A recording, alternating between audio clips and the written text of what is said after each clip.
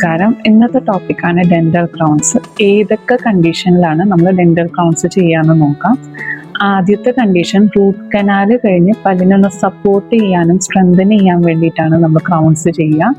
രണ്ടാമത്തെ കണ്ടീഷൻ പല്ലുകൾ നല്ലപോലെ വലിയ ഫില്ലിങ്സ് ഉള്ള കണ്ടീഷൻസ് അല്ലെങ്കിൽ ലാർജ് ഫില്ലിങ്സ് എന്ന് പറയും. പല്ലിൻ്റെ ഇടഭാഗത്തുള്ള വലിയ കേടുകൾ അത് എത്ര ഫില്ല് ചെയ്താലും നിലനിൽക്കില്ല, അതപ്പോൾ പൊട്ടി പോരാൻ ചാൻസ് ഉണ്ട്. അങ്ങനത്തെ കണ്ടീഷൻസിൽ ക്രൗൺ ചെയ്യാറുണ്ട്.